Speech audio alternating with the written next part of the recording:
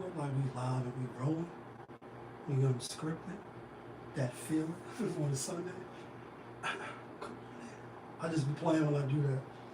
We ain't really got a lot of people on this side for me to be like, come on in. But we look like we live on all the platforms. Everything look good. Let's get it. Let's go.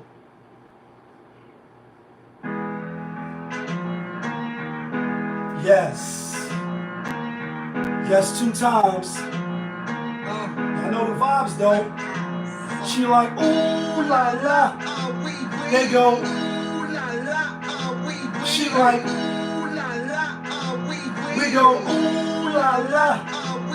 On a Sunday, Sunday fun day. She like, ooh la la. We go, ooh la la. Looking for M's like I lost a friend. Hop up out the bed like, where's the bread? What it do, people? You're now tuned in. Popovich TV. Oh yeah, we live, we rolling, we unscripted, we authentic, that feeling. Back up in here one more again. So if it's your first time, then the question is, where you been? Over here on this side, we deal with sports, hip-hop, entertainment, interviews sometimes, Popovisms 101, and of course, motivation. So before you jump off the page and usher to the left, go ahead and hit the subscribe button, hit the like button, smash the notification bell, so when I upload the videos, you get alerted. You get alerted when I upload the videos, and if it's not your first time, good looking. But you know how I do. You know how I plainly start my show. Tony, there was no other way. We in the end game now. And we is in the end game, people. We in the end game because it's been a long fucking week. And shout out to everybody on the check-in. Vic, what's the word? Jigga, my nigga, you know what I mean? Jigga man with the frozen hands and the gold sedan. Like Goldie, man. Appreciate you for checking in. We live on YouTube. We live on Instagram. Shout out to everybody tuning in. Cinco de Mayo weekend. So I spent my weekend going up north to see the great champ, a.k.a. KO. You know, big bro, like pop figure, like, you know, big unk. You know, and it's very draining.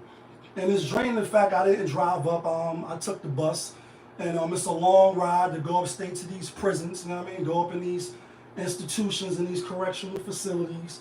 Nonetheless, Friday night, you know what I mean? Get downtown, 10 o'clock, bus was on time. That's number one. I was like 15 minutes late because the last time that I went, there was like an hour, almost 2 hours, you know, an hour and some change late.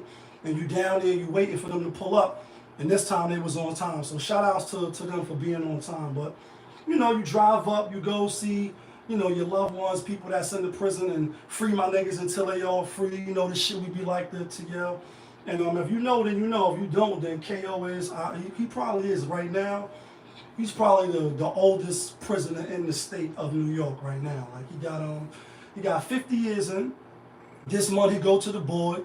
He gonna be on his 30th board. So every year they hit him, or every board rather, not every. Every time he went to the board, or you go to the board every 2 years. So for instance, board this month, May 2024, and they hit you, and normal times they give you 2 years. So you went and go back to the board until 2026. So this gonna be his 13th board. Last board that he went to, they gave him only 18 months, not 24. And 50 years in. You know what I mean? When I met him, 52 or 51, he had almost 25 in. 1997 Comstock was nothing nice. If you know, you know. And still holding strong, still, you know, maintaining and trying to make a good, you know, to make the best of a good situation, a bad situation rather. And for the first time, you know, I heard him say like, you know, he's thinking about saying, you know, that he did it. You know what I mean? And to concede pretty much, because he was like, the reason why they only gave him, in his opinion, why they only gave him 18 months instead of hitting him with 2 years, is because they really just wanted to hear him say yeah, I did it. And for those that don't know, he is convicted of armed robbery and, popping, a cop. You know what I mean? One of New York's finest. And so, they don't take that lightly. You know what I mean? They don't take, taking one of them down, whether you did it or you didn't do it. They don't take it lightly. He's been locked up since '73, before I was born, before a lot of us was born. And, now that he's older, he's in his mid-70s. He don't want to die in prison. I don't think nobody want to die in prison. And that's like the first time that I really heard him, express those sentiments. Like, I'm ready to just say, fuck it, I did it. You know what I mean? And to get on up out of here so I can have some, some type of, a little bit of life or whatever, the Most High gonna let him live for on the outside. And it was disheartening to hear, you know what I mean? Since I met him, like I said, nothing sweet, straight, stand up on business. Not only for knocking people out, a lot of people know, not really knocking the police out. Let's call it what it is. Not really a lot of, beating up on prisoners and other convicts. But when you hear about K.O. Smitty, when you hear about Champ, that's like a lot of rhetoric that people bring up first. Like, oh, you knock out, he's a boxer, woo, woo, woo. But you don't really hear about, it's not prisoner on prisoner. He ain't really fighting too many prisoners and having, maybe because probably people are scared, number one, you ain't going to probably be able to win. You know what I mean? And two, you just hear about, the cop incidents and the COs and going at it with the police, being, a stand on business type of guy, from when I met him and through my whole relationship with him. Now, like you said at the end, 25 years after the 25 to life. That's what they don't really, tell you when you're running in the streets, when you're trying to be that nigga, when you're trying to own a cave and you're trying to get the set, like not Dipset, but you're trying to get the set. They don't say, yeah, like it's possible you can live through the 25 to life. And you can do 25, and then you can do another 25 because they keep hitting you and hitting you and hitting you and hitting you. And you say, damn, like now the health is getting bad. You're not as spry as you once was. And who really is, even though his mind is still sharp, he's still looking great conditions. Couldn't get no pictures this time, unfortunately, because the police that take the pictures in the particular setting that he's at, he's not like in a regular setting. He wasn't there to take the pictures. So you can come from long distance, see your loved ones, see your family, want to take a picture and still not be able to, have the full experience of the visit because something is, not right with inside the facility.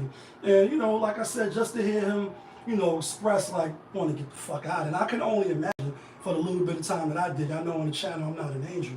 So I done did, bids more than one time. Not one, not two, like, some bubblegum shit. And been in and out of the system and through all the damn near facilities that they got in New York State. A lot of your Maxes, the Atticas, the Clintons, the Elmiras, the Comstocks, the 5 Points, the Sing Sings, and, all these different various spots, Sullivan and all this bubblegum shit. Nigga done been to a lot of those facilities. You know what I mean? The real me, bitch, what's the word? And, it's just saddening to hear somebody of his status, even though I'm not, like as I say on the channel, when you put the beat on, I'm not shocked and I'm amazed. You say after 50 years, yeah, nigga gonna want to come home. After 10 years, nigga gonna want to come home. After 20 years, you gonna want to come home. After whatever, nigga get in there for 5 minutes and you want to come home. Whether you did it or you didn't do it, because the prison system is made to break you down. It's, even though some people come out, quote unquote, better than what they went in. Not only the visit part, going on the visit and being on the bus, driving up all the way upstate and all that shit, but, you with a lot of the sisters, they there to go see their mans in them, and niggas is in the box, and niggas is gang. You say, damn, sis, and I'm not knocking. So fellas, in the back, don't take this part wrong, but it's like, all right, if you was with a nigga, you was with a nigga before he went inside, so you kind of already, know who he is, know what he about. If he was about that life, then, then he about that life. You accept that. But, when is the change going to come? Sam Cooke, change going to come? And niggas still dealing with that. Late 20s, early 30s, late 30s, early 40s. Like, niggas still ganging it, still in the box, still running around with the shits, and you still running up there, and, supporting it, enabling it, bringing shit in, you know what I mean? And, you're dealing with the whole prisoner's wife type shit. You know what I mean? For the chick, what is her name? Adela or something that wrote the prisoner's the wife book. You just see a lot of them. But what's also amazing is some of them, you know, how they look on the bus. They don't look when it's time to get off the bus, change their clothes, put their wig on, throw some makeup on their face, and person you riding on the bus with for 10 hours, when they fix themselves up, that shit is a transformer. And Tony, there was no other way. You look like a whole nother different person that was just sitting with me on the bus. You know what I mean? So salute to everybody that's just locked up. Know that you know, that's not the wave.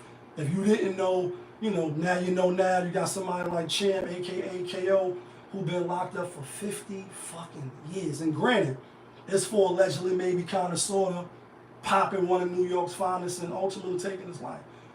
They not taking it easy on you. We don't care if you was driving drunk like the sister, you know, and you killed them, you know, them troopers or whatever. They not taking it like them. Jazz on the check-in. What's the word, Jazz? Shout out to Jazz on the check-in. They're not taking the light on you. And we see a whole lot of cases where people don't even get killed. Still 30 years. Hold that 30 on your conscience for the next, you know what I mean? 30 years, your wave spinning like Mike Bivens for New Edition agent. And again, at 76, still look young. I wish I had the picture, but the click guy wasn't there, or the police wasn't there, so we couldn't take no pictures. And it's just unfortunate. Don't put yourself in no crash out situation over nothing. I get it, as a person that been up top a few times, unfortunately. Due to nobody else, you know, due to me. Take full responsibility. I take full accountability. You don't want to crash out and go upstate, you know, at this point in time. And this is from somebody that, you know, they wearing regular clothes. He had brought some pictures down to the visit before we get to the next topic. What's the word, Yazzie? You know what I mean? Showing me, you know, from back in the days and the time he came in when you had your own, cook your own food, niggas wearing their own clothes, you can have physical money, to now it's just like totally shit. And, you know, a lot of people don't realize that, they don't think about it. And also when you go inside the system, unfortunately, but true, there's not a lot of people that can think. There's not a lot of people that have a lot of, you know what I mean, oomph with themselves. And so whatever they say, you just going along with, oh, you can't have this, I accept that. Oh, you don't get this, oh, I accept that. Oh, we stopping this, I accept that. So he was just telling me, like, a lot of the stuff now with this new era, they just accept anything. They ain't gonna challenge nothing.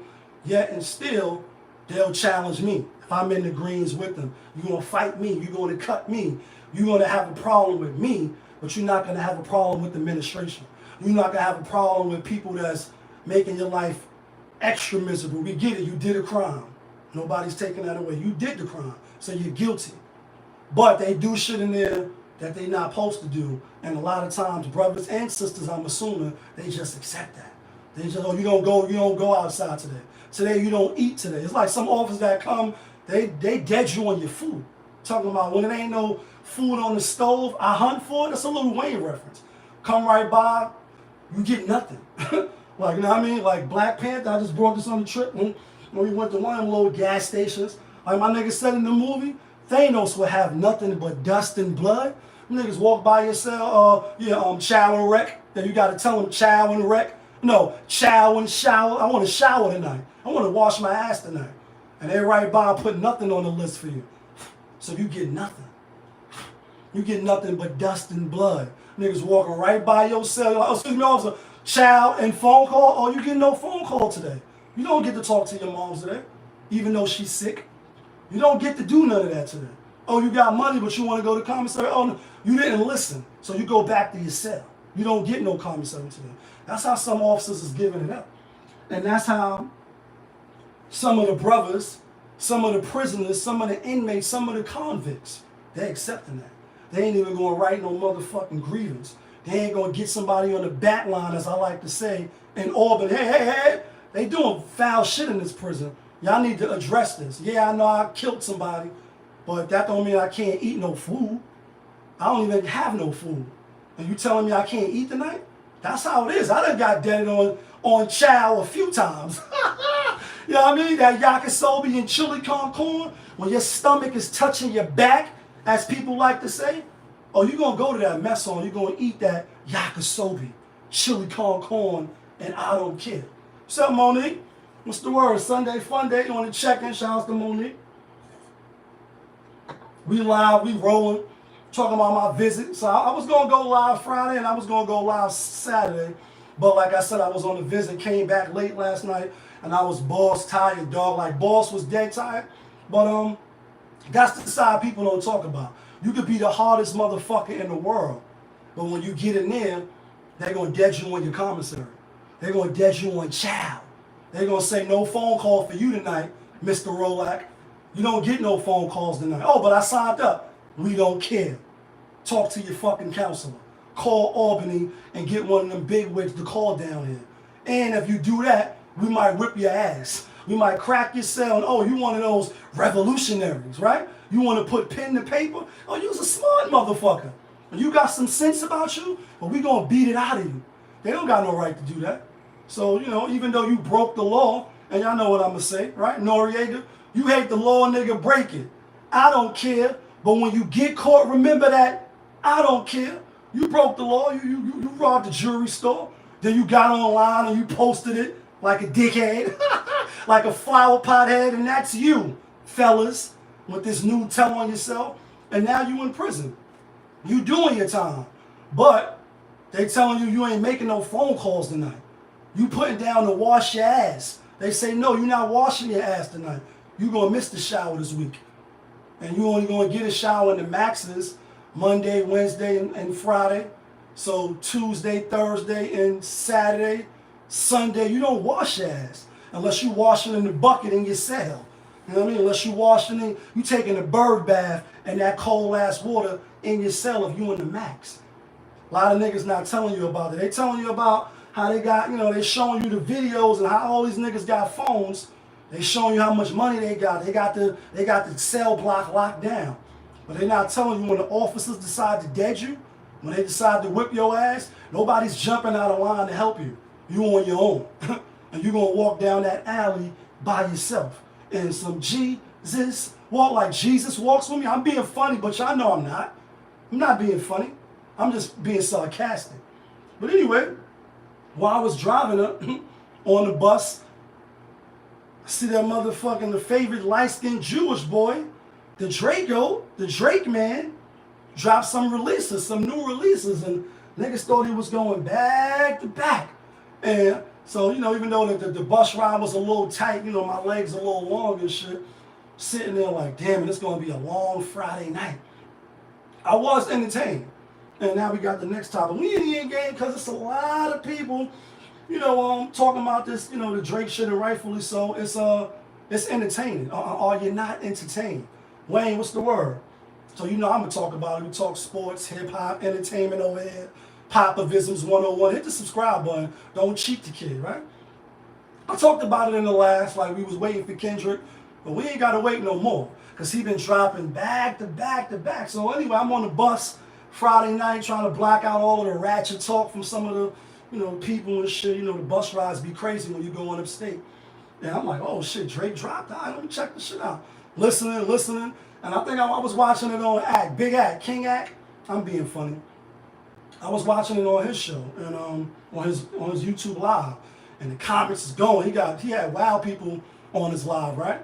And listening to the song, like, oh, it's new Drake shit. You know what I mean? And then in the comments, then people start saying, yo, Kendrick has dropped. Kendrick dropped. So I'm like, oh shit. So for my whole ride, pretty much till I got tired and went to sleep, listening to all the disses, all the songs, and you know, even the next day coming back on the ride. And I'm like, damn, they both going at it. They both dropping some good music. Who's winning? So first it was like 2 weeks for Kendrick to drop. Now it's like back to back, nonstop. But this is a quick thing I want to say. Like the last song, Not Like Us, or Like Us, or I think it's Not Like Us, right? And even in the song before that. First, I'm going to say I think that Kendrick is probably a better artist, lyricist, better rapper than Drake. I will concede that, you know, Drake is more like a pop artist, a pop rapper, if you will, right? And he makes some dope music. You can't deny it. Like, I ain't denying I'm a straight rider. You don't want to fuck. Like, for the last, 10, 12 years, whatever you want, 2004, 2003, like, he been raining, you know what I mean? And it's like, Draft Day, Johnny Manziel. 5 years later, how am I the man still?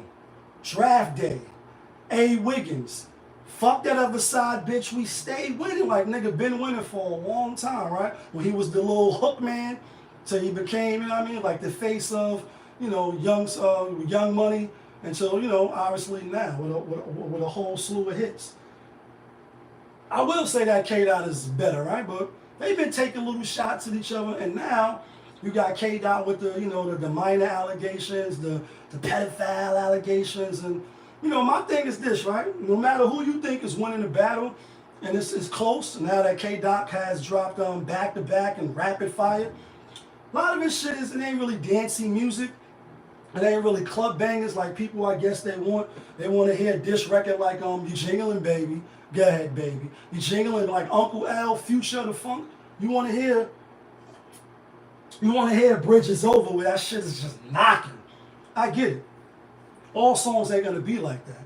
However, I ain't really knocking K-Dot for not making like songs like that. He's gonna stick to, even though the last one like that, dude got that little bouncy feel, and you see motherfuckers making the memes and all that. But I want to say this, right? Outside of the battle, K-Dot, and for the people that's cheering this part of the battle on, and when you battling, you know, it ain't no rules, you know what I mean? People were saying, you know, when Chris Brown said the shit about Takeoff and hoping it was, you know, Quavo, etc., you know, is that below the belt? When Nas on the dick sucking lips to Hov and Hov like, nigga, I done came on your baby seat, your little car baby seat, you know, and Pac, I done fucked your wife and you claim to be a player.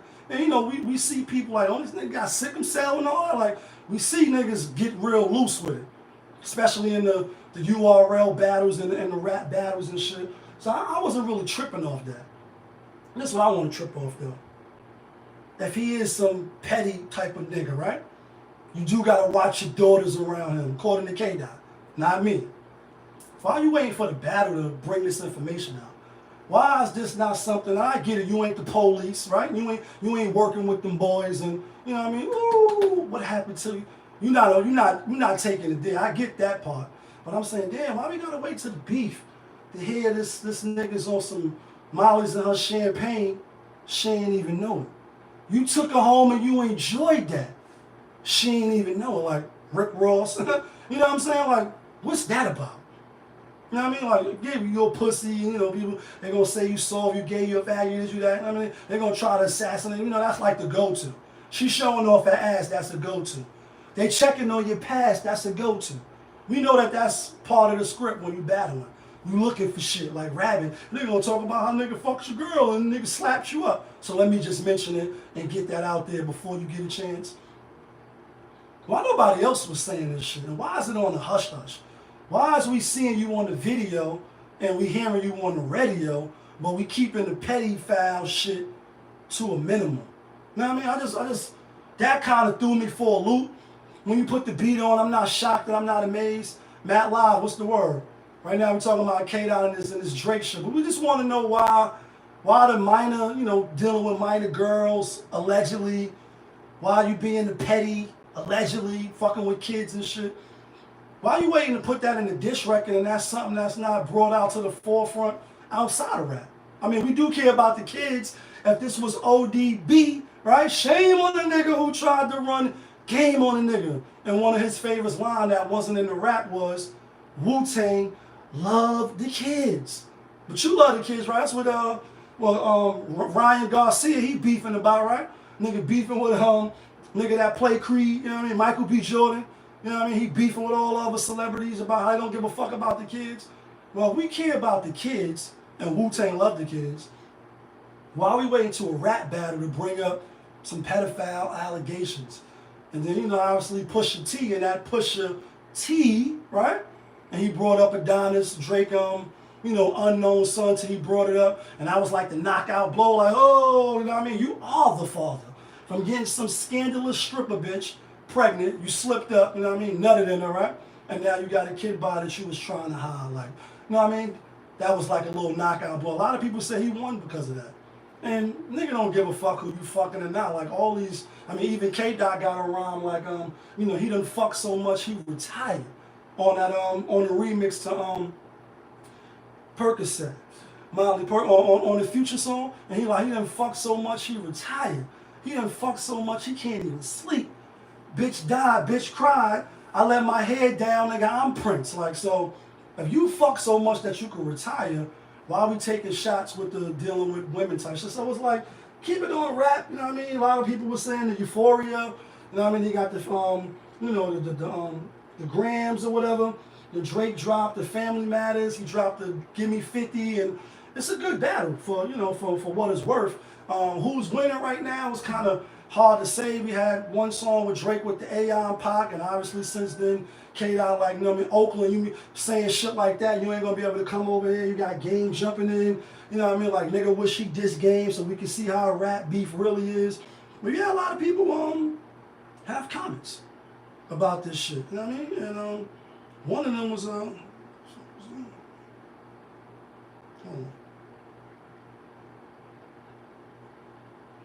I don't know why I did that.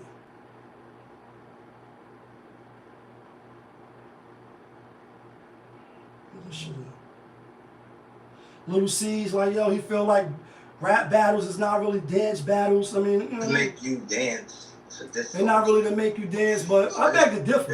Because you could diss a nigga and have niggas jamming in the club, and we done seen that before. You heard Ether, Takeover, like, those wasn't records to dance to. Niggas really was trying to, like, you know, intimidate you. And I spoke about that. You really wasn't really no innuendos. Niggas know who you was beefing with. You got these people like his opinion don't really matter, but he is an artist. And he do got an opinion. Joel Santana, he like, yo, nigga wrote a whole bedtime story to Drake's son, and that's on, you know, Meet the Grams, the first verse, talking to Drake's son, then on the second verse, talking to his moms, then on the last verse, talking to an alleged daughter that he might have, he might not.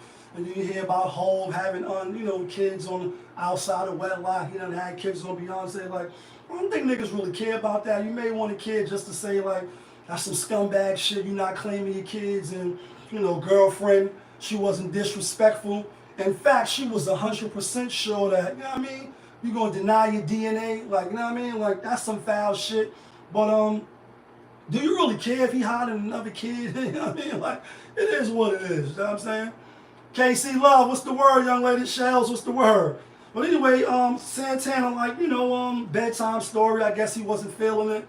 Then, like, only people saying he won is the people that, you know, thought he was supposed to win. And I'll just say this, right? For people that saying and I agree that K-Dot is a better lyricist. You never really heard no association with nigga helping him write some of his songs. So if that's the case, it's like then Drake is really the underdog, right? So if he's holding up this much, then I think he's doing pretty well if he's considered the underdog. And then Joel said he thought Rick Ross diss was better than all three of K-Dot songs. I don't know about that. I definitely like the last one, They Not Like Us. Greg Goodwine, what's the word? You know what I mean? A lot of people got shit to say. I think at this point we need a knockout blow. I don't think neither one of them going to stop. They've been throwing jabs at each other for a little while. My only little gripe, like I said, I ain't really knocking K-Dot for the lyrics and some of the slow sounding beats. You know, he gonna stick to what he gonna stick to. Definitely can't deny some of the metaphors and, you know, the double entendres and shit that he's saying. Yeah, kid. Can't deny none of that. You know what I mean? But my only thing is, as far as when it comes to breaking the law and I don't care, and the pedophile, minor shit like watch your daughters, girl, telling the ladies like if you like his music, you better watch your kids and all that part I really don't like. If a nigga's doing that type of foul shit, fuck all the beef shit. Why nobody saying nothing? You know what I mean? That's my only thing. Like, don't wait till it's a beef between me and you. Now I'm bringing out that you dealing with minors. You know what I mean? You on some scumbag. You the scum of the earth. That part I don't like. Like, if he on some pedophile shit, on some underage shit, then just say that shit. You know what I mean? I did say that. I'm going to speak about that. Just let that be known. I don't really bless up for YouTube, kiss on the YouTube. Just say it. Like, don't wait till it's a beef and now you talking about I'm a pedophile. Now you talking about I'm doing underhand shit, you know, with underage women. I don't really like that, because why wait till we beefing? And again, like Old Dirty Bastard said, Wu-Tang love the kids, nigga. If you love the kids and you power to the people, like Drake said, you talking all this freestyle shit like you on Free the Slaves, you know what I mean? And why you ain't been bringing this to the attention of the people? I mean, nothing is really worse than Molly's and her champagne. She ain't even know it. You took her home and you enjoyed that. She ain't even know it. Like, that's some wild shit. Other than that, like, you gonna have to show me. My cousin Riri on the check-in, you know what I mean? That's some wild shit. Speaking of some other wild shit, let's talk about the Jim Jones shit, right? See the video with Jim Jones fighting in the airport. Looked like he was on his way to Miami or whatever. If you ain't see the video, where this shit at? He said he alright. I mean, he ain't sweating it. Business as usual. But some two niggas, I don't know if they was, you know, part of the community or not, but you hear him like, yo, he's attacking my partner, you know what I mean, or whatever. So I'm assuming that they was. So I want to know, like, what happened before you see the niggas suplexing him. So here you go right here, you know what I mean? So this Jim Jones, you know, Miami style, he out there in Miami. And the show must go on. And the show must go on. Tonight, Taboo, you know where I'm at. You dig? Fuck all that other shit. Fuck all that other shit. On me. You dig? You dig? I got it on the whole. You heard? You heard? Like it's night. Miami, Taboo. You know that's what my summer said. We on the way. That's the summer in Miami. Come in peace, you heard? When you slide this way though, I thought I had the video. Let me see. I think I do got the video. If you ain't see this shit yet. Or maybe I don't. Anyway, niggas suplexing the dude. Damn, where the fuck is the video at though? I could have sworn and saved this shit. Man. Oh, here you go right here, is it? No, that's not it. Thought I had the motherfucking video. Nigga suplexing the nigga when the police come. It's two women actually too. They kind of grab him up and he like, yo, you know, they assaulted me. Had people in the comments saying, you know, he's telling and all this. Nigga, they got the cameras, bro. It's not telling when you just. we got people be so thick they in the streets that they try to classify or identify anything as telling. It's not that serious, and you really don't know what you're talking about. You know what I mean? Might got the video. I want to see if I see the video. It definitely was trending online for a hot minute, and obviously nothing came about it. He in Miami, he doing his thing. But people also was saying, you know, why he not walking with security? And I just say this, you know, it's no slight to Jim Jones, Harlem stand up, even though he ain't from, you know, originally from Harlem, etc. From the BX. He ain't really lit like that no more. I mean, it ain't like it's a whole bunch of people that, oh, you just sent it to me? My nigga just sent it to me right here.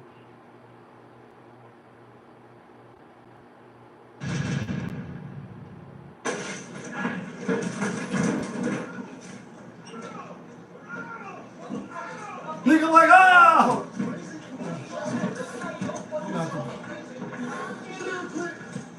You know what I mean? Bro.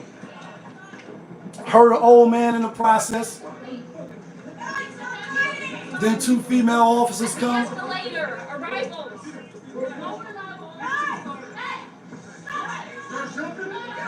Nigga like, they jumping me?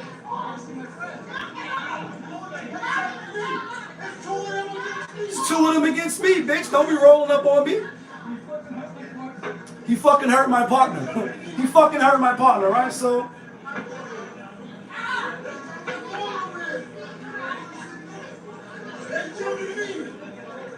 that's some old man that got hurt.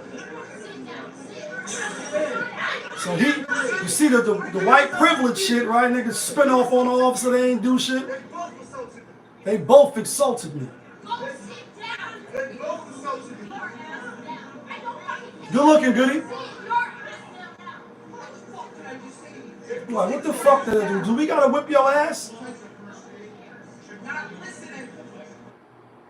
So anyway, right? So it was an old gentleman.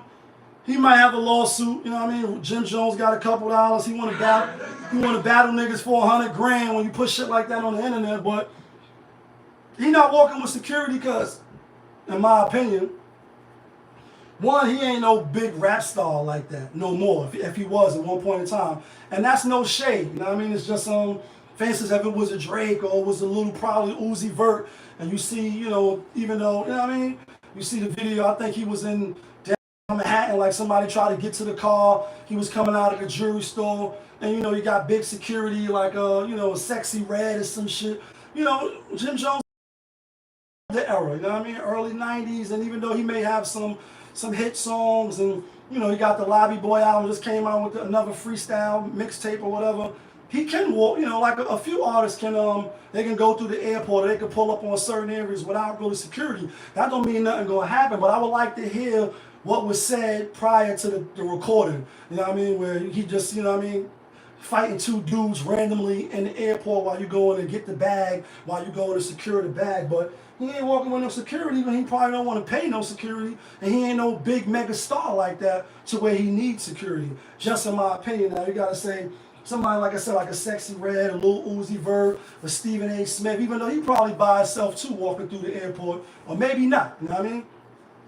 You only need security when like people is overzealous over you. People just coming up to you and trying to, you know, do shit. If people not doing that to you, and you know, you pretty much you know, what I was gonna say, you know, even you know, you ground level, meaning like people know you, give like you walking through Harlem, you in the Bronx, you in New York, people are just like, you know what I mean, what's up, and keep it moving. They ain't gonna run down, yo, get on the song with me. Once you sign this, you know, photo for me, let's take a video together. I don't really think they bombarded him like that. So that's why you can see him, like you said, Miami is his second home. So he in and out of Miami all the time. You know, you see Jada, you see Styles. I see them plenty of times by themselves. You know what I mean? You just, even though I think they are more known than, I definitely think Jada more known than obviously than the Jim Jones. But you know, certain people just got that energy, that aura where they gonna be out. Like you see X everywhere. X is way bigger than Jim Jones ever could be. See him right outside the Burger House by himself. See him, you know what I mean, just chilling. And even though people did go up to X both times that I, you know, seen him. The last time I seen him before he passed was at the Burger House right in Harlem, the Dirty Kitchen, and then the time before that was in Zip Code. You know what I mean? And you know, people gonna get around X.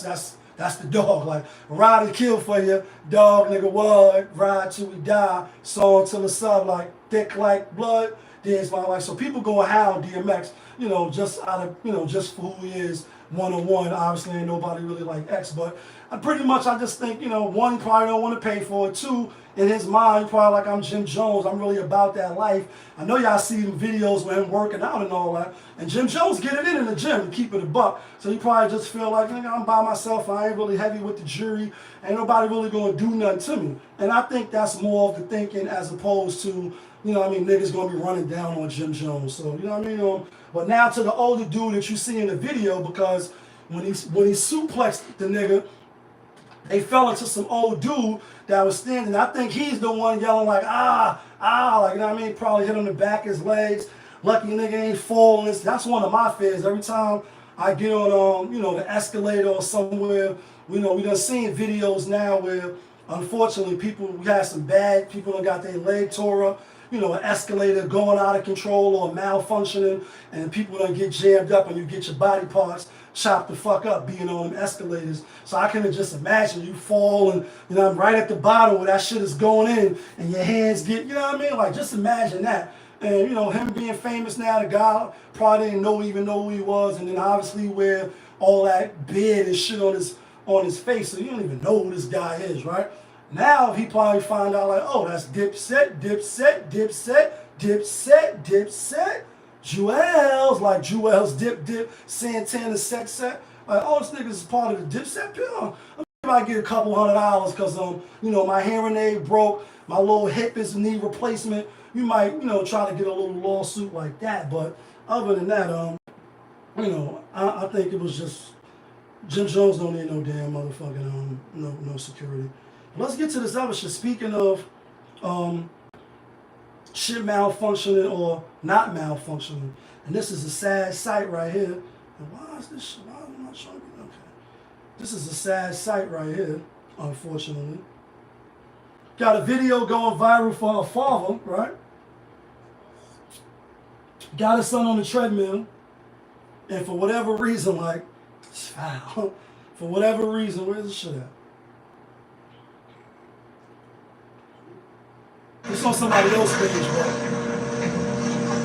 See the little boy running on the treadmill, right? I should run fast as a motherfucker. He fall a few times. You can hear Corey's mother crying. She is forced to sit So on he the got a stand. trial going on right now. Because the little boy fall a few times. Put him back on that shit. Like, this shit is wild. We live on YouTube, we live on Instagram. 6 years old.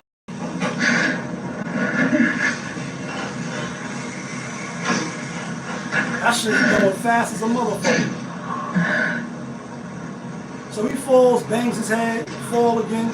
You know, I don't put it. He on trial right now. He pleaded not guilty, and I'm not mad at him for pleading not guilty. I mean, I don't know what's his intentions. I don't know if he did it purposely. When you watch the video, you know, you see him, you know what I mean, kind of roughing him up. I seen one commenter do like, you know, women, you don't understand. You know, fathers got to make their sons tough. It's a cold world out here, and it is a cold world out here. As Future would say, it's an evil world out here, and it is an evil world, especially for men. You know what I mean? And so, you know, we not the same. We won't get into that argument. You know what I mean? We need to be raised a little different. You know, nobody's coming to save us. Nobody's coming to baby us except your moms, right? And that's if you're blessed to have your moms living. And even at a certain age, she ain't going to baby your ass either. You're going to have to get out and get something. So anyway, a little boy, you know, he fell a few times. He went to sleep or whatever at night and shit. Woke up, you know, having complications, took him to the hospital, and come to find out, you know, I guess he had a brain aneurysm or, you know, whatever happened to him. You know, he didn't make it. They had to perform like they had to do like, what's the word, life-saving, you know, tactics because it was getting that severe, but it didn't work and he died, right? So the father pleaded not guilty, and I'm just saying like, damn, 6 years old, 10 years old, whatever the case, it's a certain level when it's a certain, something supposed to click in you as a parent, you know what I mean, as an adult. So where you got to say, this is too much. I'm overdoing it. Like, I get you on a train and you want your kid to be the best around and nothing's ever good. Like, you want your kid to be the best so you could get out the ghetto because you couldn't do it. You know what I mean? I'm being funny, but I'm not. Some of us, you know what I mean? We ain't going to get out. And maybe your kid will be a Mayweather. Maybe your kid will be the best rapper or the best doctor or whoever, the best comedian. And you will get to live your best life off your kids. You know what I mean? Having a certain level of talent. And there's nothing wrong with that. As you birth these motherfuckers, you see the draft date. You know what I mean? All niggas that become instant millionaires, and you hear a lot of them say, you know, my son, you hear Jason Tatum all the time. My single moms, you don't know what's up with his pops. You know what I mean? Shaqs of the world, like, you know, I had a step pops and my real pops. Instant millionaires, then your life has changed, and your life should be changed because you know what I mean? You was there as the parent. You got to know when the cutoff switch is. And I'm bringing that up to see the contrast, right? Because this is another young brother. This is a father, rather. And on his page, a lot of times, you see a lot of the women saying that he be pushing his kids too much. I don't know the brother name, but I do got the video saved. His name is James the Beast, right? Y'all might be familiar with him, y'all might not. So this is his son. His son is a little older now. You working for him, man? Teaching him how to box. Teaching him how to be a man. Teaching him it ain't no free lunches. And you got to go out and get it. This is what I'm talking about right now. See, you asking him how you feel? It's crazy, man. The walk down is always harder than the run up, homie. So the walk down is hard. I guess they must have went to some hard stairs or whatever, right? Damn. His son looked tired. Looked like he got the noodle legs. He looked like he got the noodle legs. Looked like I had enough. All right. Look like he about to throw up. That happens when you exert yourself. How you feel? But how you feel? But how you feel? Feel crazy, huh? The walk down is always harder than the run up, homie. Where the fucking finish? Ain't nothing been giving out, homie. Ain't nothing giving out, homie. Steal that shit now. And steal that shit now.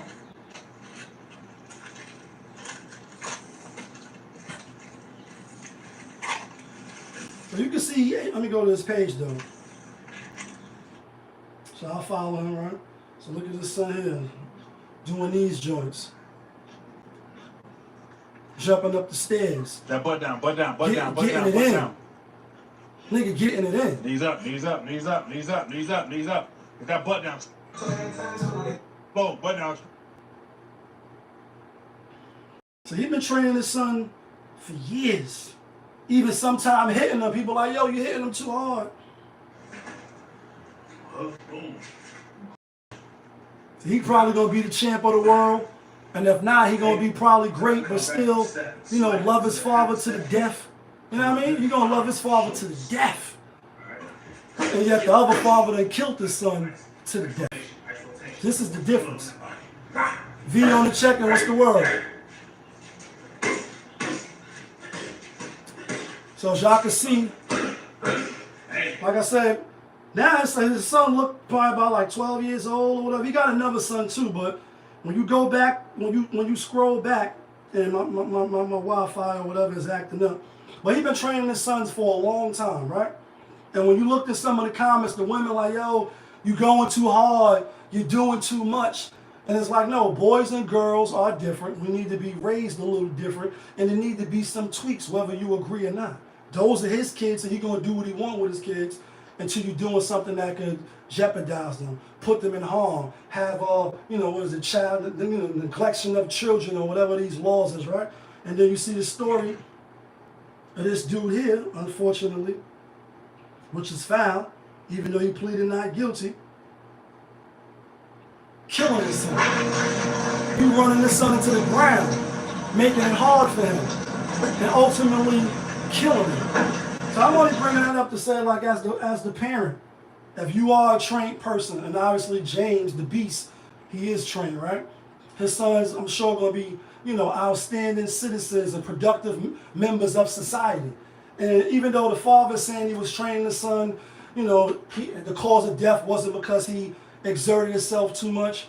And real quick side note, I think I might have saved it, but I might not. The story, that's this Jamaican brother coming out of, was in college, got hazed. Fucking white kids was chasing him, and he ran so fast when he got home, you know, he was out of breath, called his father, and ultimately he died, you know what I mean? But they waited for the autopsy to say, you know, there was no harm, it's no foul, but he probably had a heart attack. He was scared for his life, running so fucking fast, and then finally when he got home, he collapsed, and you know what I mean? He died. So that's a wild story. I don't think I got that right here. I probably saved. I'll be thinking I'll be saving stories so I can talk about it. But anyway, it's just foul that the father didn't recognize that he was pushing his son too much. You know what I mean? And that they lost their 6-year-old boy because it's wild. Then you see on the flip side the brother, because they say, you know, black men ain't present in their kid's life, which is a lie. You know, that's just a narrative people want to use, and they want to weaponize that, you know, men is deadbeat dads, especially black men and all that. And we know that, you know, even men who are not the real father, and you are not the father, like the lie detector determines, they still step in. I'm one of them. You know what I mean? And try to raise young men to be men. It's not your job, and you're not obligated to do that for the people in the back. I get it. You ain't taking on no stepmommies. I get it. And you probably shouldn't. But it is men that do it, and they help some of these young boys and young males be, you know, great men, or better than what their real fathers done left them in. You know what I mean? I done had it happen in my life, and I also think I helped return the favor. And I don't feel no way about it. Nobody can shame me into feeling anything different. But as the parent, you got to know you're pushing your kids too much. When you see like the little ballerina girls, or you see the little pageant girls, and the moms be wanting their kids to learn the routines and do all this adult shit just so they can win, and they can get the trophy, and they can be considered the best around. And nothing's ever gone, like, you know what I mean? They want their kids to win. But at what cost do you want your kids to win? Where you hurting they, you know, you impeding on their development. Like one person, like, you don't supposed to make your kids do too much, you know, working out and weights. It's gonna stop their growth. It's gonna stunt their growth. And you see homie his kids coming out looking, both of his sons, they going to be beasts, you know what I mean? And they both doing well for themselves. It's unfortunate. We're going to see how it plays out. It's just real, real unfortunate that he lost his life. What else going on? You know what I mean? Speaking of fathers, right, and kids and shit like that, we had the story coming out of, I think, Florida, with the 4 boys, out joyriding, stealing cars, doing shit they ain't got no business doing. And cops did a pit maneuver. It's like, I do got this story right here, right? Where is that? So yeah, it was in Florida. 4 Florida teens tragically dead or died in a car crash after police used the pit maneuver to stop them. They was going over 111 miles, right? Now, it's unfortunate. And I want to talk about it from this sense. One, just because you're young, don't excuse you. The law's not going to excuse you. And despite what you might think, because you're 11 years old, because you're 12 years old, because you're 13 years old, life is not going to shield you from the consequences or the possible consequences that may ensue once a cause and effect is done. Because you hear a lot of people in the comments like, kids steal cars, they make bad decisions, and kids do make bad decisions. We all done made them. Some of us are still here to talk about it. Some of us are not, and they're unfortunately are not. Right now, could they have been though? Let's get to one. It's not cool to steal cars.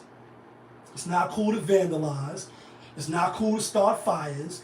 It's not cool to play with guns. It's not cool to point BB guns at people. It's not cool to do a lot of these things that young adults do. We've seen, I'm not sure where it's in Louisiana or Chicago, where the young girls, 13 all the way to 16, beat that old man to his death. Now they're being charged. They alive though. The girls.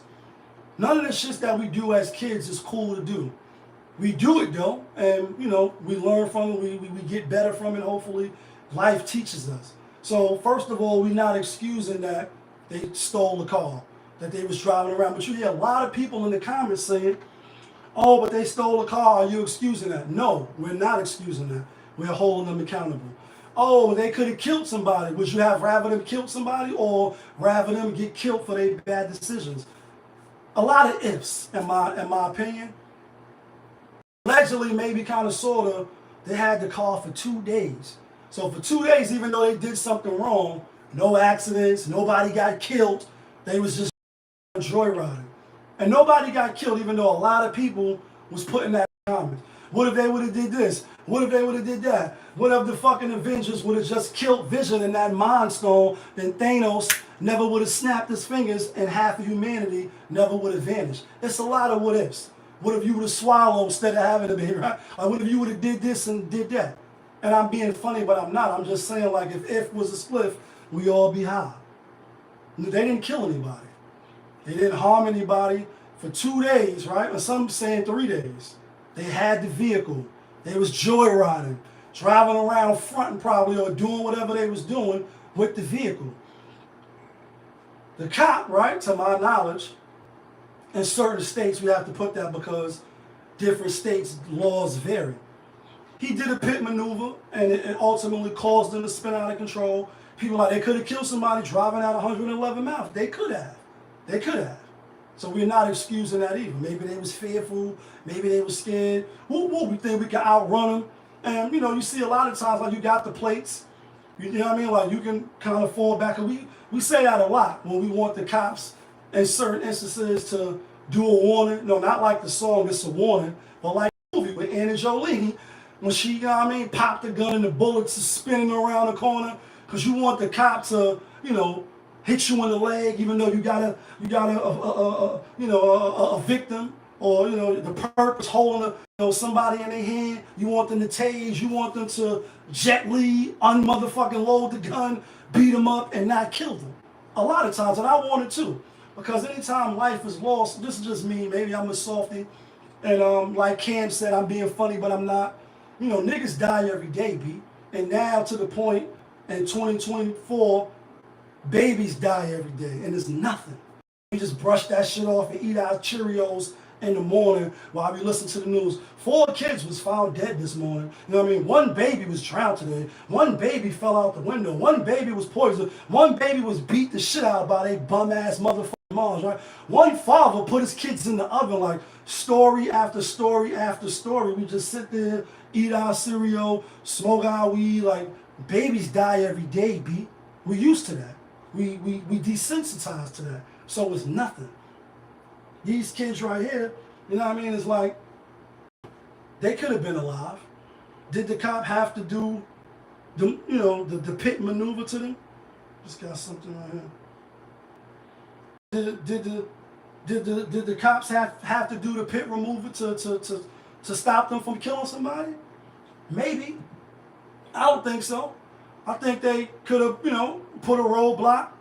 Maybe, you know what I mean? Maybe follow them from a far pace off, and then ultimately apprehend them. And the only reason why I'm bringing this because we see mass shooters that's oh, how many minutes we into the show? 56 minutes, and oh, but you black. We see when it's black and brown, or when you're light skinned, right? You're gonna get the pistol.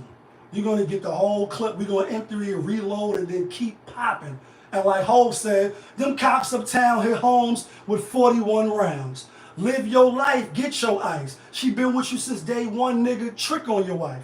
We see when it's us, it's no remorse. It's no mercy. It's no grace. It's, oh nah, we got one.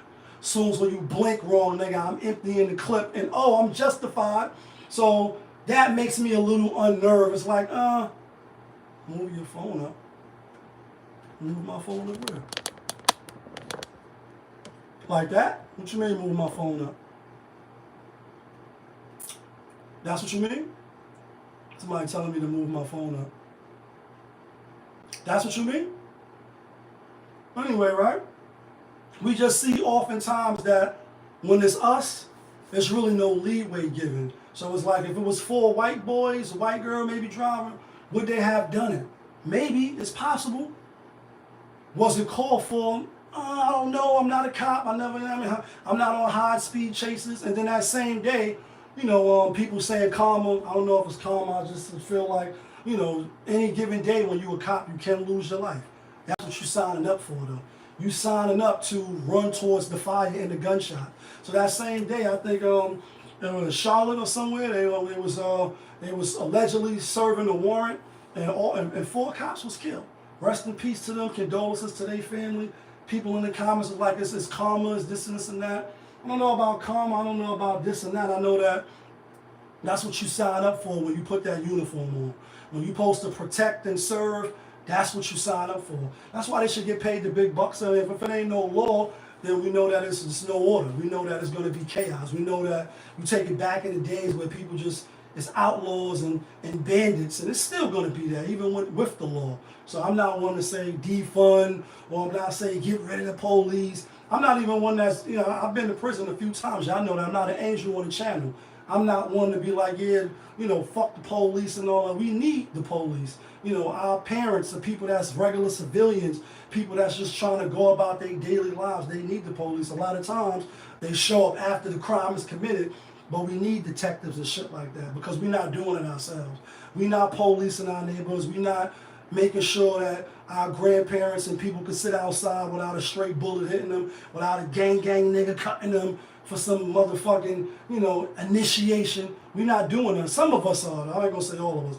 It is some groups and coalitions and people that's working to keep the community safe. So salute to those brothers. But, you know, it's just unfortunate that they had to, you know, die like that. For you to get, if you don't know, a pit maneuver is when, you know, they hit the back of your car spun out, hit a pole, wrapped around the pole, and, you know, four young youths is dead, and it's just unfortunate. You know what I'm saying?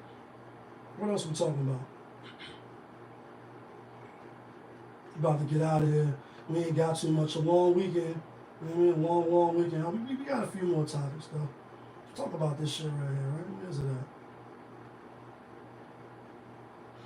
at? Talk about this dude here with these the draft day. We covered the draft a little bit, and we was like, you know, who's in the crowd, who's not, single moms, where's the dads at, and why does it seem like all these athletes and these new millionaires, or about to be millionaires, I guess after 1 hour they cut you off. So let me share this on this page, and then let me start another quick live. We're gonna be like another 15 minutes, 20 minutes. Let's go live again. We live on a few channels. Can't see. Really? Oh, that's what she mean. Can't see what? What you can't see? Saying my whole show you couldn't see? That's better? So you were saying while I was doing the show you couldn't see? A little technical difficulties. Y'all know this channel. We live, we roll, we unscripted, so sometimes shit like happen. As long as we got the audio you can hear. So we got this story coming out. I don't know this brother. I don't know who he know. You know what I mean? But apparently he know a few of these draft people that got drafted. And he's saying pretty much why a lot of these black brothers decide to date white women, right? As opposed to dating black women. And why they choose to deal with white women, right? All these black college athletes that are getting drafted having white women. What's going on? I am going to tell you, as someone that is friends with a lot of D1 football players and D1 basketball players, I'm going to tell you because they have told me. Whoa. Before I get into this, I want to make it clear I'm only into black women. He only into black women. What they have told me. He's only my man into said, black bro, women. how many white women have you seen do the Memphis Town Challenge? And he said, excluding the ones that think they're 2 shades away from being live. I said, probably only one. He said, okay. Yo, 5 of my guys that play on Division I Power 5 football teams, and they start, they were like, Goody, you know the type of NIL deals we got. His name is One Goody. of my men said, bro, I was messing with this black girl. She heard about the deal I got and started to request money, Apple Pays and Cash Apps for her hair and nails. What? My other friends were saying, bro, I would try to take her out to Chipotle, Kava, this and this and that. Oh, She are we going to steakhouses? You're good for it. I said, oh shit. They were like, hey, women, they're down to go and get a cup of coffee, go and get some fucking ice cream. My friends were like, bro, what? White women, they pay for a lot of our stuff. I said, what do you mean? They said, bro, they know that we're making some money. But while we're at practice or we're at camp, they got us our favorite Cabo Bowl, double chicken, right? Waiting for them to come out of practice. Double chicken? These girls are getting the group projects done. They getting double chicken? Online test done on time. I said, wait, what? I said, bro, what about maintenance? There's no way y'all not paying for her hair, nails, bags, her lifestyle. He said, bro, first of all, my girl will get her own Starbucks and even get me one. But if I want to be nice, I'll get her something, from Starbucks. And they were like, hair and nails. They don't even care about the nails, really. And if they do it themselves. Sometimes I pitch in, and I was like, all right, what about hair? They're like, bro, she's white. She's white. She ain't putting all that weave and shit on her hair, right? One of my men said this. He just got drafted. He said, bro, I was dating a black girl. Just got now I'm dating drafted. a white girl. I'm about to marry her. He said the difference between the black girl and the white girl, the biggest difference, is the white girl knows when to shut the fuck up. I said, God damn. Listen, this is what they told me. Do with the information as you please. If it takes me 10 to 15 years to find a black woman that's compatible with me, that's what I'm going to do. But this is what they told me. So stop being surprised. All right, so let me go back. I'm going to pause this, all right, and then we go to the comments. And first, before I get to the comments, we had a lot of women complaining. We had, and rightfully so, right? I mean, hit dogs holler, you hear that all the time. First of all, the brother, Goody, I guess that's his name, as he said in the video, for him personally, but you black. He only fucking with the black women. Even if it take him 10 years, like 10 years, promises, like, you know what I mean, 11 long years, he like, even if it takes that long, I'm only fucking with the black, right? This is what his mans in them is saying. And, a lot of women had a lot of shit to say, and I comment on this particular post, because I like to see what people are saying in the comments, and if you follow me on Instagram, you know I be in the comments a lot. So first comment. All these men that be on here complaining about black women and white women just go be with a man, right? So now it's like, they got what Kevin Samuels say, sign language, shame, insult, guilt, and the need to be right. Oh, that's sign. S-I-G-N, like sign language, you know what I mean? So shame, insult, guilt, try to guilt you, and the need to be right. Like, you're not going to be wrong. You have to be right. And you can agree with it or disagree with it, but once he put that acronym out there, I started listening to a lot of arguments, looking online. I just take notice of that. It's almost like I bring the analogy up when you get your new whip and shit, you riding, you looking clean. You don't really notice how many people got your same car until you pull off the lot, and then now, oh shit, she got the BMW. Oh shit, he got the Range. Oh, like everybody got the same car you got. So when you hear something and the veil is taken off the eyes, now you can see something. No, you absolutely, but it's not for everybody. But my whole thing, somebody just said, y'all can see the comment. My cousin like, well, it feels real stereotypical because all of the black women are not like that, and it's the type of people they're attracting. And I'll say this, it's definitely. I mean, I have my share. I never been to college, but off the rip, we know that all of us are not the same. Even though we may come from the same areas, have almost pretty much the same background and upbringing, right? However, what he's saying is not true. And this is for the brothers. He was just really conveying the message. So again, what they want to do, like I said, the first comment on the page is comparing black women to white women. Just go be with men. No, be with men. He's just pointing out an observation or nearly conveying what his friends are saying. Why we got to go be with men? Why we got to be gay? Why we got to hate? I say be with who you want to be with, right? That's number one. You can't really control who you love. And whoever you love, as long as they love you and it's working for y'all, that's my stance. I'm not really on some, the white man is the devil and it's racial. And even though that is some factors, right? As being the original man, Adam was black, etc. All the prophets in Egypt and Africa and all these areas where the sun is beaming. Ain't no white motherfuckers over there living with no tans, you know what I'm saying? And so we know we the original people. With that being said, I don't look at other humans like I'm better than them, or you're dating a white woman. I got some of that in my family, right? Date who you want. But what I would like to have seen in the comments, as opposed to the shame, insult, guilt, and the need to be right on some Kevin Samuels shit, sign language, for the women to address what he's saying. Like he asks, his man asks him, how many white women you see doing the Megan Thee Stallion challenge? And even though we probably seen some on TikTok, etc., the overall consensus is black women doing that. As soon as when the music come on, they turn around and come on, baby, shaking your ass. All these colored heads and all of the stereotypes, like my cousin just said. A lot of that's in our community. And then even if you want to say it's not just our community, which is probably not. More so, I like to focus on our, because fuck what they doing. Fuck how they perceive.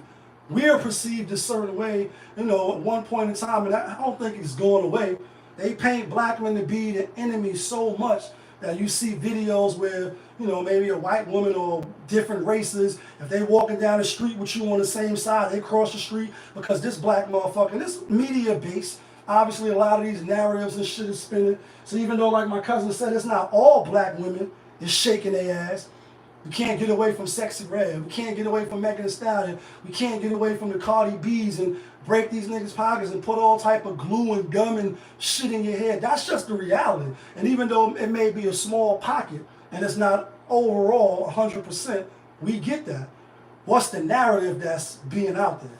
We don't see too many, Coretta Scott Kings. We don't see too many Michelle Obamas. And if we do, they're not really being promoted. They're not really being pushed to the forefront. We don't see Claire Huxtable, and she a made-up person.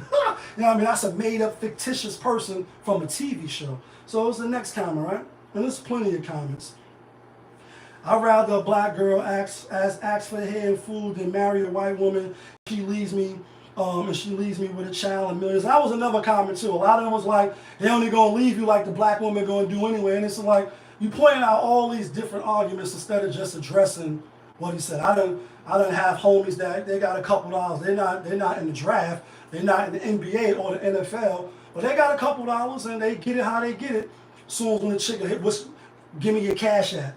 Like, I just met you. And I'm not saying I know white chicks doing it. I haven't ran into none that's doing that, but it just seems like it's just dollar signs, like dollars. Can you pay my bills and some Beyonce? So I get what the brother is saying. Now again, the brother that conveyed the message, he like, it's black for me or it's nothing, even if I gotta wait 10 years. And I'm sure a lot of brothers feel that way. Everybody not looking to go date outside their race. But again, my stance is date and love who you're gonna love.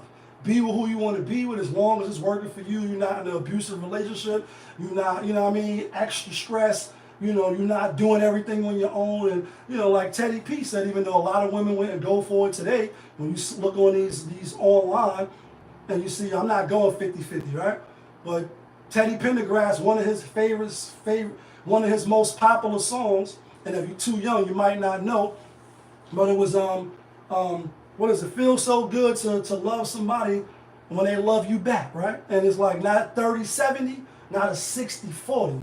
Talking about a 50-50 love, right? Now, obviously, we all want to be loved and we want to love somebody and hope that they love us the same in return. But the rhetoric, whether it's only a small pocket of it, you know what I mean? DJ Skills, what's the word? Even if it's a small pocket, the rhetoric is, you know, you got to pay for everything. You got to come out the gate with 150 million. You got to do X, Y, Z. You got to cash at me as soon as I give you my number. And that's why I was plainly last week, even though you never go hear me on no motherfucking social media talking about drizzle unless I'm playing and I'm being sarcastic, right? I told y'all the last live I did, I just found out drizzle in answer to the sprinkle. That's why brothers got to come up with sarcastic shit, because some of the women is out of hand. Not all. Obviously, there's plenty of black women you probably could build with. So I'm not really, you got to go across the seas. You got to go to Jamaica. You got to go to Brazil and Colombia and Cuba and all that to find a companion. If you live in the United States, I'm sure you can find one. Now, it might be hard. It may not be easy. But I'm sure you can find one. And if you rock with the channel and you follow my channel, then you know I come from marriage. Whole family is damn near married. Been married for years. Over 10, 15, 20 years, 30 years. My mom's in them over 30. Grandmother, you know what I mean? Like, I come from marriage. I was once married. So I'm not opposed to it. I'm not telling brothers don't do what works for you. Be careful. Vet properly. We know the system is rigged. It's a rigged fight. See Jeannie Ma making up fucking photo and doctoring videos and all that to make it look like you one way and you're really not, just so they can get custody, just so they can take you to court and take everything you got. Everything you work hard for, they want half. They want more than half. They want to leave you with nothing. Child support and all this shit. So we know in America the system is rigged as a man.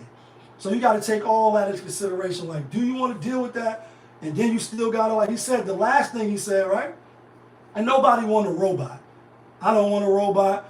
I want definitely respect. I think that's all men. We want respect. And if you can't get that, then do you ever think about when you out of here? Your record deal, video out of here, Mercedes-Benz and your Range Rover and your time with me out of here. Not taking no disrespect as no man. From another man, definitely not from no woman. But that's just me, right? And that's you. And fellas and ladies, you can do whatever you want to do. But I think most men will stand on that hill and die. Like, listen, I don't really need love. I don't really back rub every now, sandwich every now. Let me watch the game, but you're going to respect me. And if you can't, then like Martin said, you can get to stepping. Yeah, the door's that way. Take everything that you came with and leave, like the pool, the tennis court, or some Eddie Murphy shit. Like, leave everything that I have and take what you came, and you can go. With that being said, the last thing he said, right? He said, and they just don't know when to shut the fuck up. And a lot of that is my ears on some Phoebe shit. My eyes, you just can't believe what you just seen. And whether you believe it or not, when you got a guy that got money, I'm not going to say high value. I'm not going to say high value, right? Because we know that you can have money and be a dirtbag. You could be a scumbag. You could be a piece of shit and have all the money in the world. Nobody respects you. Money don't unlame you. Money don't make you cool. You know, if you mature and you've been through some shit, like the locks, you living off experience, you learn this. If you don't know, you may, money, he's cool. She's cool, but she got money. I'm saying that to say when you go into these functions, when you go into these balls and these dinners or whatever, right? The shit the rich do, and they fucking putting on for one another, you don't want a woman that's going to embarrass you. You don't want a woman that's going to keep talking over you and talking. And pretty much what he's saying, whether they really like that behind closed doors, he's saying when they come out to the public front, they're not embarrassing them. They're not trying to check them and, you know what I mean, keep talking when it's like, oh, no. You could try to check me in the car on the ride back home. And we in the back seat and, you know what I mean, what Beyonce said? What if the passenger roll the partition up and we could talk in the back? You know what I mean? But you're not going to talk in front of my colleagues and people that, you know what I mean, respect me or hold me to a certain height and I'm with you. You know what I mean? And he's saying the white joints know how to do that. Now, whether they do or they don't, the perception is that they do. And even though you may not agree with it, you may say, I know some white girls, they talk all the time. They don't know when to shut the fuck up. the reality and perception are two different things, but we know oftentimes perception is reality. That's why you see people on Instagram and they're fucking scammers, but they fucking financial gurus, and they trick you out of your money because you see them with the, you know, the Bentley and the helicopter, and they throwing up the rock, and they got all these diamonds and Bentleys and Ferraris and all that shit. Like 50 Cent said, Bentleys, Ferraris, and all that shit. Like, oh, these niggas is lit. These niggas is balling. And you don't know that it's just a background scene. They sitting in the window like they on a jet. Y'all know what I'm talking about, right? The shit where motherfuckers is sitting by the jet and it look like they on a private jet, but they really just getting up and it's really a front. So you fall for it, for the banana in the tailpipe, and one for you, two for me. 1, 2, I mean, like, don't play me like I got a flower pot head. We see too many people online fronting with the perception like they got it, like everything is good in their life, and it's really not, but the perception that it is. And I've experienced, I take a lot of L's, and life is hard. Like, life comes at you fast, but people see what you want. People don't just post up when they're going through bad shit. So I get it. You may only see the good shit. So people will see you on the street, like, oh, I just see you in Jamaica, or I just seen you here. They think life is grand. Not knowing you had death, not knowing you just overcame some shit, not knowing that you really going through some shit. They just see the post. So they're looking at you on some, you up. The perception is you're doing well for yourself. But really, in the back office, the shit is just smokescreen now. The only difference is, some old boy Cohen on the check-in, Fresh Prince. You know what I mean? What's the word? The caveat is some people are intentionally trying to deceive and make their perception seem one way, and then other people are not. So that's the difference. Like for me, I post up what my life is, and what's your life like? Mine's is real. Like, you know what I mean? Y'all niggas thinking what y'all reading in the source is real. And that's a Beanie Siegel reference. I post up what I post up, but some people, they go into certain places to make it look a certain way just so that the perception is they're doing well, but they're really not. And it's not my job to expose. My point is back to white women allegedly, maybe kind of sort of knowing when to shut the fuck up, according to this brother, not having all of the tattoos and the color hair and doing the Megan Thee Stallion challenges, even if it's not true. What he's trying to say is the perception, which sometimes and oftentimes is reality, whether you want to accept it or not. You can accept it, or you, like Thanos said, you can run from it, you can dread it, but destiny arrives all the same. What the people see is, oh nah, this some Megan Thee Stallion type of bitch. This some sexy red type bitch. That's what they see. Or this some thug ass nigga. This some Jeezy 50 Cent ass nigga. Before the money, like you walk down the street, you see a man with a hoodie, and we got, you know what I mean? Like, this is what it is. Like, you could be a fucking graduate from Princeton, from Harvard. You could be talking like Carlton from Fresh Prince, right? You get pulled over, the perception is a black guy with a hoodie on, until you start talking, is hey, how you doing, officer? License registration? You know what I mean? Woo, you're a threat. That's not the case with everybody, but that's how they see it. So until that narrative or that perception changes, the women, you could be mad. My only thing is you could be mad, but let's stop saying just because men got preference or women got preference. Let's stop the sign language. Let's stop with the shame, insult, guilt, and the need to be right on some. So just go be with men. We don't want to be with men, you fucking asshole. We just telling you what it is. You can accept it, you can run from it, you could dread it. But making comparisons to black and white, be with who you want. But if you're gonna come with an argument, then just address the argument. Let's not go around the block and, you know, you white Becky, they only gonna take your money anyway. You have women in the comments like, they only gonna get out you, the movie Get Out, take you to their family, fucking hypnotize you, then take your money. You see plenty of, you know, biracial relationships where white women, whoever, get divorced, the courts is rigged for if you a man. They're gonna try to take your money anyway, whether they black, they white, they Asian, they Korean, whatever they are. Court say half. You Dr. Dre, half. You Anthony Anderson, half. You Keanu Reeves, half. No matter who you are, the court system is saying, take your money. Not only take half, you take everything you got. if it's set up for that way. So the race part don't matter, but yeah, you can have white women take your money. You can have black women take your money. So because it's black is better, it's not white is better, it's just those type of little arguments that are kind of like, you know what I mean? Don't be mad if a nigga got preference, or don't be mad because he's viewing the white women differently from how he's viewing the black women. Change your perception. Like he said, I see white women on shaking their ass on some, come on baby, come on. I've seen it a time. But his man asked him like, yo, how many you seen doing the Megan Thee Stallion challenge? I know most of the time when I look, it is black women. Like he said, get my nails in my hair. He's like, you didn't even pay for the hair? He's like, bro, she white. And I'm sure they wear weaves. I'm sure they put shit in their hair, but they probably don't really have to. And I'm sure they ain't really with all the dumb nails and having the pink diamonds, blue hearts, purple stars, and all that Lucky Charm shit that a lot of our sisters got to put on their nails.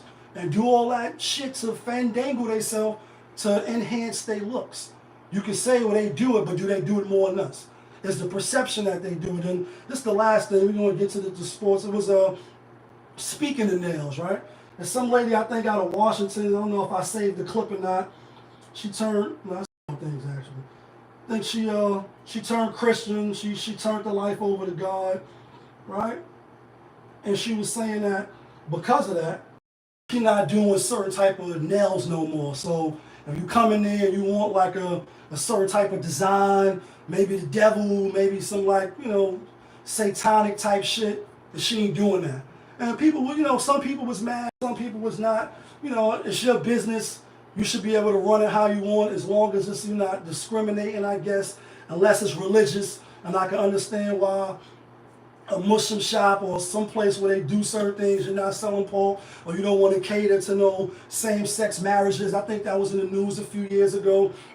And I believe they won the case. In fact, they wasn't Muslim. I think they was Christian. It's like, yeah, we didn't really want to make no cakes for y'all. You know, I get it. You got under the law. You know, Obama pushed it in, and you can marry who you want to marry, love who you want to love. But we don't rock like that over here. So there's plenty of other shops that you can go to. You can go spend your money. You don't got to spend it with us, and you can go over there, right? So there's two more quick things that I want to talk about. Just saying here, right? This one is this Vlad TV shit, right? So Vlad, he was going back and forth with a black professor speaking of Princeton. I think she's a professor at Princeton, right? And she also graduated, so she one of them smart ones, right? She's smart, and salute to anybody that's smart, right? Like you got your GED, you graduated ABE, and you can count 1, 2, 3. I'm being funny, but I'm not. Yeah, I know I got my GED up north. People been saying Vlad is a culture vulture, right? So anyway, allegedly maybe, let me just find the other clip where the words was at. Because that's a video of Dame talking about Vlad. Where's the video? The video with the flashcards. And they were showing the conversation. Where's it at?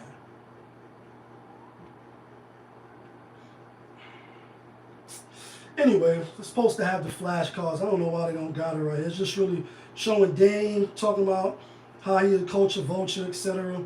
Anyway, so she was like, they talking about the Kendrick Lamar shit that I was just talking about. Everybody's talking about the good old days, right? Well, let's talk about the good old days. So pretty much she was like, listen, we don't need your commentary. It's a black on black thing, and but you black. And I always say this here, like, because of social media, the good and the bad, you know, you just can't talk shit about Nicki Minaj. Like, say you talking about her ass flat, or she got the shots in her ass, and you online with it, especially if you atting them. A lot of times they see it, they may not respond, even though they got millions of people. I done added a few of your celebrities when I was in the, you know, music biz, trying to get people on and reach out to people and network, etc. And so I done got added back once you add them. And that's the good and the bad of Instagram or social media, Twitter, TikTok. I don't know about TikTok because I'm not on TikTok. But the point is, when you talking about somebody or you in the comments, we see Keisha Cole's like, yeah, bitch, this is my relationship, and besides this, I think it was Monica answering one of the fans in the comments. One of them was like, these bitches don't even give themselves time to heal before they get with the next relationship. And Monica was like, yeah, my last relationship was like 5 years ago, bitch. Fuck is you talking about? Like, check the real quick. So I'm bringing this up to say, like, for the black lady, I don't know her name. When you at a Vlad, right? can't get mad when he answers back. You can't get, you know, oh, you know what I mean, try to call him all type of names and 52 black shit. Like, she like, yo, this conversation don't require your opinion because this is a black conversation. And even though Drake is half and half on that lemon and that iced tea, right? Give me a half and half. Vlad been in the music biz longer than probably she been a teacher. And that don't make his word more right or creditable than the next person. My only point is, this how he got his millions. His platform is based on hip hop. Whether you like it or not. Whether you think he's a culture vulture or not, right? And let's say you think he is. So what? This is what he been doing. So who the fuck is you? And like Slick Rick said, I'm Slick Rick, and who the fuck is you? Like, who the fuck is you to be telling me and atting me like, I can't have an opinion on this shit? What, bitch? How many platforms you got? How many rappers you interviewed? How many, like, what? Like, you can have your opinion for the system. You can have your opinion. She had one. She voiced it. He clapped back at her. And then I guess the conversation went further. I don't got the, I thought I had the screenshot. They back and forth on Twitter. He like, do you talk that way to your students at the university? Like, kind of, you know what I mean? Kind of fake threaten her a little bit. And like, I think I'm going to, you know, get on that bat line. Yeah, that's the phone. If you got my number directly, that's the bat line, right? He like, I think I'm going to get on the bat line and call Princeton up and see. And she like, oh, you threatening to take my job? And I think he took it a little trolling maybe. You know what I mean? He like, don't backtrack now. You know what I mean? You said what you said. As they say, stand on business. So my whole thing is this, though. Again, if you getting that Cardi B, like me, I'm talking now, and somebody just jump on. That's the beauty of social media. Somebody can just jump on like, yeah, nigga, here you talking shit about me. What's up? I'm going to pull up to your live. Put me up on the live. So he answered her, and she like, yo, a lot of other people was coming at you way harder than why I was coming. Why are you coming at me? I'm a black woman, you know, now she got to run. I'm a black woman. I'm a teacher and all. Listen, if you online and you got time, right? You got time to talk about Drake and Kendrick and who's winning, who opinion matters, then you can't be mad when somebody asks you or they respond to you. Now, people could be disrespectful. People could be trolling and say some outlandish, salacious shit, but you still online. You in the mix. You in the comments. So when he answer you now, listen, you talk to your students like that, and why I can't have an opinion? Because I'm white? Eminem's white. He's rapping. You know, step into the AM, you know what I mean? And P-Rock, like, I mean, like, come on, what are we doing? If you can have an opinion, I can have an opinion, and we all have an opinion. Some is going to be good takes, some is just going to be bullshit. Some we going to rock with and agree with, some we're not. So the thing is, she ain't the victim. You said what you said, he answered you, he ain't answered a million other people, he answered you, like, oh, so because I'm white, I can't have nothing to say? And then you're like, oh, we don't need your opinion. He built his career off of hip-hop, whether he's a culture vulture or not. Now, do I agree with him getting on the bat line and calling her fucking job? No, I don't. But you can't smack me, then I hit you with a garbage can. You can't hit me with a garbage can and then I pull out my gun and shoot your pinky toe off because you want to hit people with garbage cans. You can't tell me how to react. Could it be a stretch? Yeah, it could be a little, you know, stretch. Is he bullying her? We got to cut it out, people, especially the sisters, because allegedly they dragging him now. And I'm not taking up for him.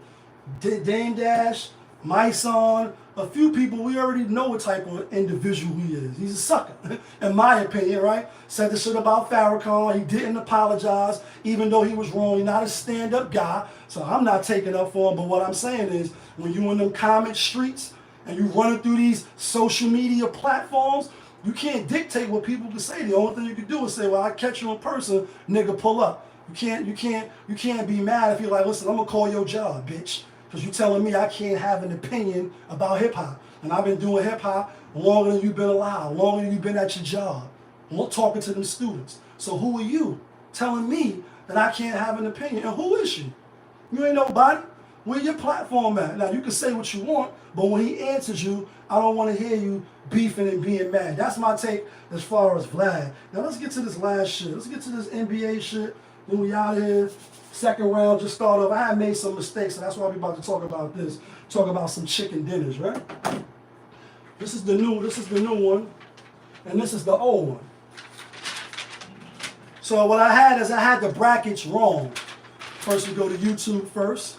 So I had the brackets wrong. I had the Knicks in the same bracket as Boston. I had OKC in the well, actually I had the West right. So the brackets just was wrong for people that's, and out of the first round, we had Boston beating Miami. I think everybody could have pretty much had it. I had it as a sweep, but they beat them.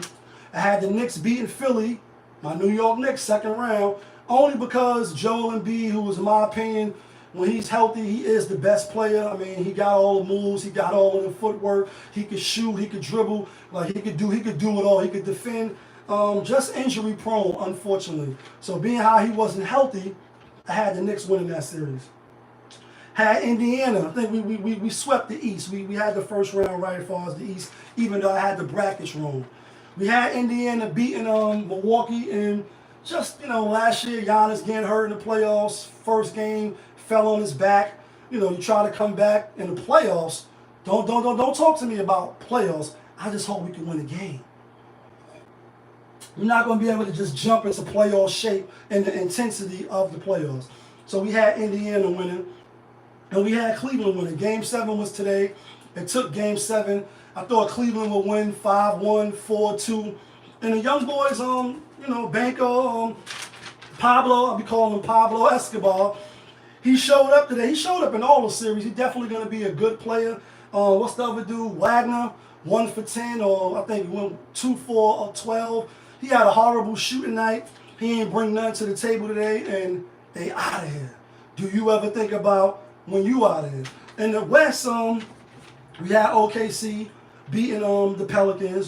Zion Williamson, another guy that's always hurt. Even though this season he did give us a little bit more. Like, we've been wanting more. We've been wanting to see the full repertoire, the growth, You say you that dude, prove it. Challenge. Like Bill Cosby in the episode.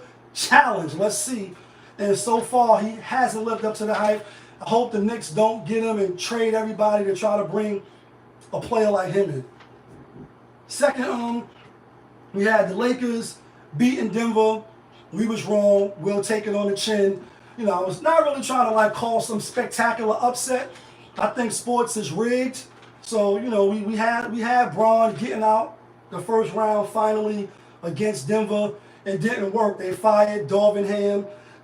He's the scapegoat. I don't think he should have been fired. Famous AAA on the check-in.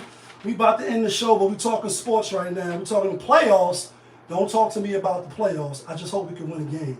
And, Lakers, they won one game before they got swept. And almost every game, even dating back to last year, they had the lead. So now it's just a matter of running out of gas. Maybe a little, game tweaking here and there. You hear Anthony Davis make mention of it. I think after they lost Game 3, he's like, we don't know what we're doing on the offense. We don't know what we're doing in certain key, situations. And so he's all pointing at Kareem Akbar. He is the true leader of the CNB. And if I'm going down, I'm taking all you niggas with me. Pretty much that was that. And once he said that, that was the end of it. That was the death of a dynasty. I don't think he took him to the Western Conference Finals last year. I don't think he should have got fired, but I understand why they fired him. So we was wrong in that series. And we also was wrong about the Memphis and the Phoenix series. Same thing with Joel Embiid coming back with a meniscus or whatever he had. I didn't think he was going to be able to play in the playoffs, even though he did play all 6 games. I thought Anthony Towns would be hobbled, and plus Kevin Durant and them. Obviously, it's Kevin Durant. It's fucking, y'all know who I am, Kevin Durant. I thought him, Booker, and Bradley Beal would start to turn it up, as a lot of us did when they got Bradley Beal. Like, they're about to be an offensive juggernaut. Can't really stop nobody, even though they have Frank Vogel, who is a defensive-minded coach. And they got swept pretty much. They got swept, bring the brooms out. And we had the Dallas beating the Clippers. So in the West, we had 2 wrong, and we had 2 right. The East, we had all right, but it was the wrong brackets. So this is garbage now. I'm gonna probably just, actually, I won't throw it away completely. I won't throw it away completely. But this is the new bracket, and this is the right matchups. Show you on YouTube, and then we'll talk about a couple of matchups and then we're going to get out of there. You know what I mean?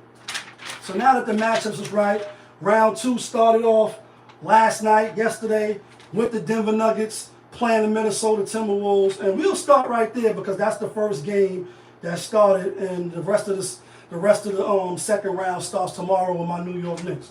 I'm gonna say off the rip, and this is not being overhyped from what I'm seeing. The first game that is, but even going back to Phoenix, even though they proved to not really be all that formidable.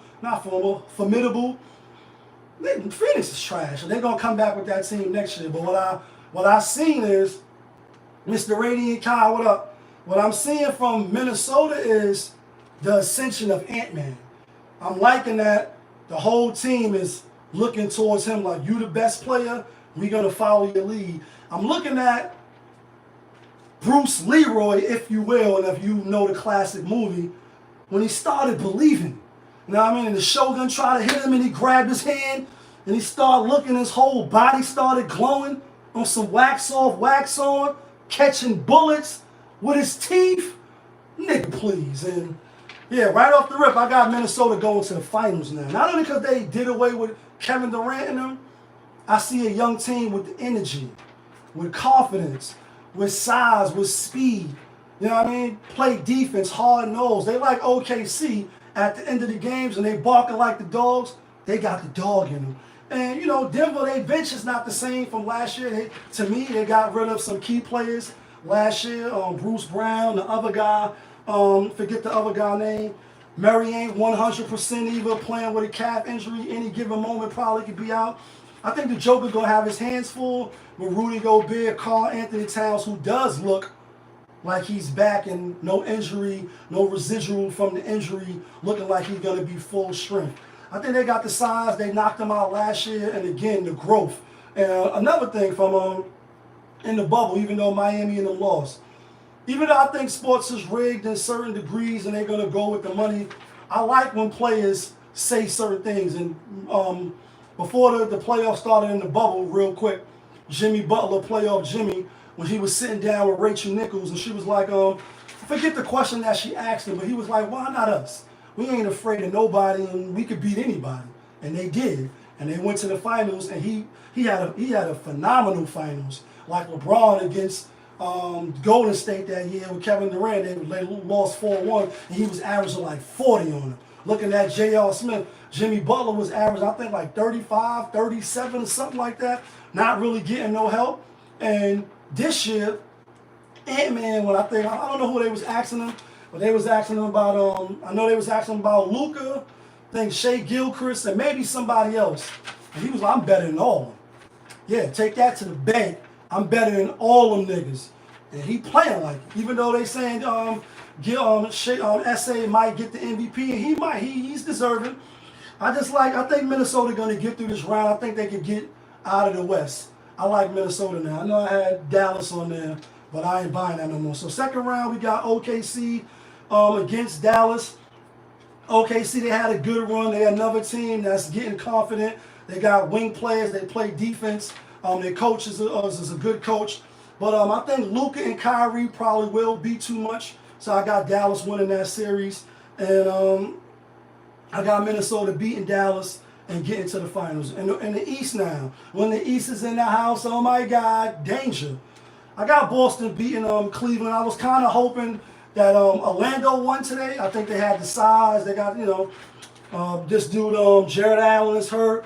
Donovan Mitchell would always, every time he'd go up and do some spectacular, layup or dunk or whatever, and they call him Spider for a reason. It just looked like he come down almost like he's going to get hurt. And so when you're watching the playoffs, you want to see teams at their full strength. You want to see maximum effort. You want to see good games. You don't want to see a team win because, one of the main players got hurt. So I was kind of rooting for Orlando today, but nonetheless, we got Boston, we got Cleveland. I got Boston winning that series, probably 4-2, maybe even 4-1. Porzingis is hurt. He's another one. Always seem to get hurt. We got the Knicks, and we got Indiana. Last time I think the Knicks and Indiana played was when people bringing up Reggie Miller when he hit the 8 points in like 6 point some seconds. This is not those New York Knicks, and this is not those Indiana Pacers. I think the Pacers look good. They did get lucky by Dame not being 100%, by Giannis not being 100%. I think if they were, I think Milwaukee Bucks would have won that series. But Indiana beat the Knicks 2-1 this year for far as the season series. This is a whole new thing. And this is another thing, side note, why I say sports be a little rigged. So as for me, y'all know on the channel, you know what I mean? Because that's your money, son. I'm going to be putting my money, I know on the channel, I'm really going to be betting with the New York teams unless they the Yankees, because they the only one really proven to be knowing how to win. But in 1994, like O.J. Simpson, you know, the car race, the Bronco, police chasing them. Knicks went to the finals. They lost to Houston. Rangers won the Stanley Cup. Fast forward 20 years later, O.J. Simpson, I'm not black, I'm O.J., rest in peace, lost his battle with cancer. And I say, Rangers #1, looking like they might could do something. Knicks looking good, looking like they could do something. Take the Knicks, take the Rangers until they lose. Don't bet against them or just sit on the sideline and root against them. But for me, I'm putting my money on the Knicks, putting my money on the Rangers. Yeah, 20 years ago, Rangers won and the Knicks went to the finals. I'm not saying the Knicks going to win the finals. I'm saying they might could get there, and until they lose, I'm going to be betting with them. So I got the Knicks beating them. I got the Knicks beating Indiana. Probably be a competitive series. It might even go 7 games. And then that leaves the Knicks in Boston. And I got Boston going to the chip, ultimately winning it if Porzingis can get back healthy. And I know I just said what I said, but as a fan, I probably won't bet against Boston. But I will be rooting for the Knicks. But I think the Knicks got a chance. I think they beat the Knicks 3-1 this season, or it might be 2-2 in the regular season. I gotta look. I'm being lazy right now. But for right now, I got Boston and Minnesota making it to the chip. I think that'd be a good finals. So this is the new sheet. We'll leave it up. We'll stay and we'll keep you posted as the playoffs go. We're gonna get up out of here. Thanks for everybody tuning in. But y'all know what it is. It's your guy, Popovich. Y'all was just tuned in to my show, Popovich TV. We live, we rolling, we unscripted, we authentic. That feeling back up in here one more again. Yeah, kid.